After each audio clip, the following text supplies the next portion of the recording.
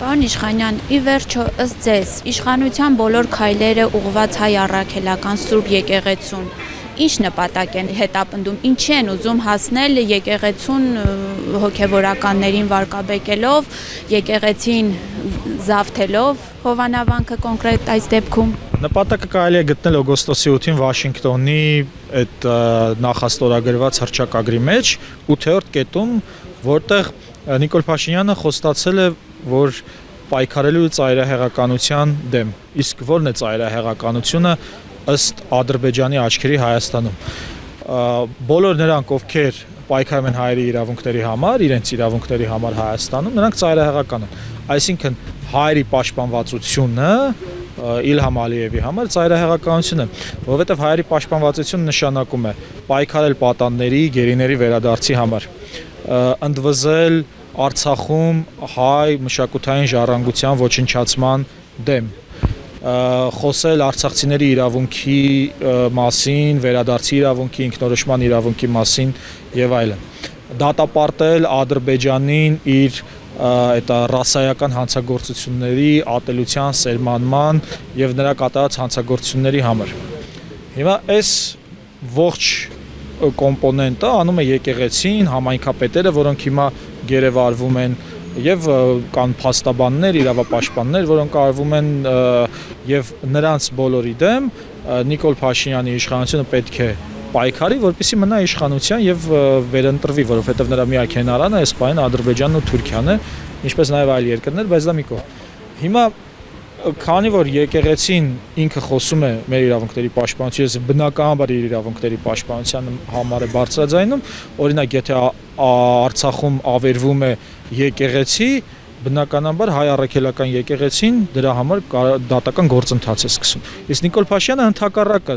մեր դեմ հանցագործությունների դատական հայցերը հետ է կանչում։ Նույն այդ հռչակագրով, դրա համար դա խաղաղության հռչակագիր չի, դա ցեղասպանության հռչակագիր է։ Այսինքն ինքը տվել է մեր իրավունքները, ինքը թույլատրում է, որ Թուրքիան եւ Ադրբեջանը շարունակեն դեռևս 20-րդ դարի սկսած ցեղասպանությունը։ Հիմա թե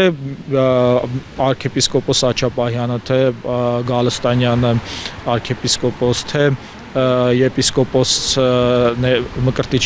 եպիսկոպոսը ընդհանուր այդ կառույցը ամենակազմակերպվածն է հայերի իրավունքների պաշտպանության գործում։ Դրա համար մեկը ձեռք սեղմած անում են այն, ինչ արել է օրինակ Ստալինյան բռնաճնշումների ժամանակ կոմունիստական կուսակցությունը, որովհետև այն ժամանակ էլ նույնպես ասենք ովքեր էին Հայաստանի դրոշ բարձրացնում, նրանց բոլորին տանում էին գնդակահարում էին դրա համար։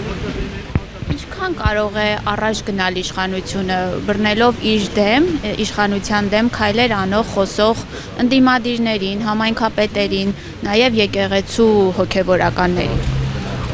Մենք պետք է դիտարկենք այս տեսանկյունից, ինչքան կարող է Թուրքիան առաջ գնալ հայոց ցեղասպանության հարցում։ Անվերջ, եթե նա մերժում էր իր իրականացրած այդ դաժան հանցագործությունը, բնականաբար միտք ուներ ավարտելու այդ հանցագործությունը, չէ՞ որ ի վերջո այդ Թուրքիայի